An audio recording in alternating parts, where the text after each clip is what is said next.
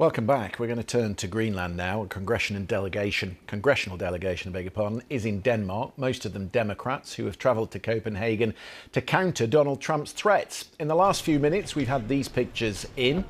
This is the group arriving at the Danish Parliament for a meeting with lawmakers. The Danish Foreign Minister, you might recall, was in Washington on Wednesday for a meeting at the White House, which was not especially productive. And since then, a limited contingent of European troops have begun arriving in Greenland to bolster security. Our Europe editor Katja Adler is in Nuuk and sent this report. So what you can see over there is a Danish naval vessel. It regularly patrols Greenland. The coast here is fundamental to defence. What they're looking out for is suspicious activity over or underwater. So ships, Donald Trump has spoken of Chinese or Russian ones, you don't see them here, or under the water, submarines, like Russian submarines, for example. But apart from them, what you have is the arrival now of troops and vessels from other European NATO allies, including the UK, Germany and France. Now, they say they're coming here as part of a regular exercise, but the speed at which they've arrived absolutely coincides with Donald Trump's loud insistence that he wants Greenland for the United States, and he hasn't ruled out taking it by force. Denmark is extremely relieved that its European allies in NATO are supporting it over Greenland. The hope is that all of their presence here will make it a lot more awkward for Donald Trump to take this island by force, if that's what he chooses to do, though it would be hard to stop him.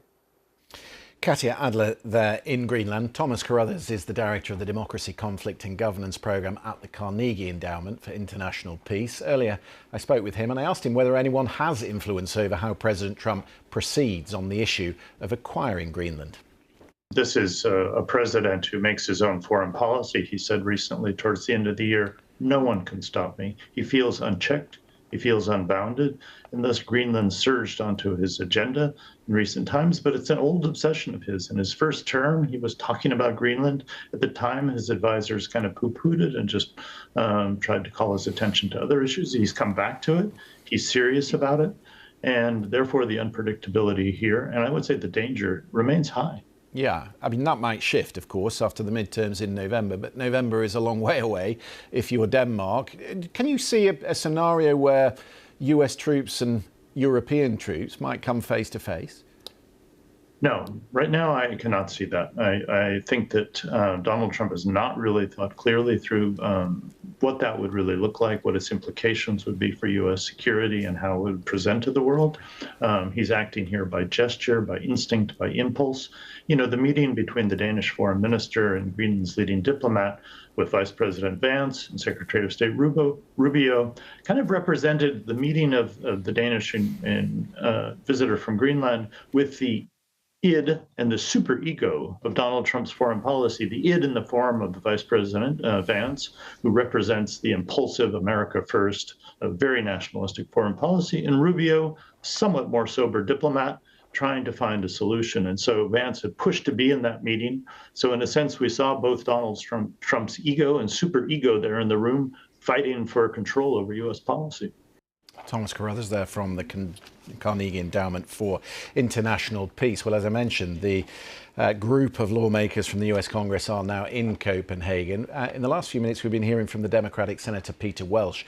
He is part of that delegation, and he's been speaking about his support for Danish sovereignty over Greenland. We're reinforcing our support, complete support for the sovereignty and right of self-determination of Greenland. We're here to reassert our appreciation for the role Denmark plays in our national security. We want to stand up and make a stronger, not a weaker NATO. So this is just an expression by a bipartisan group of members of Congress that we appreciate Denmark.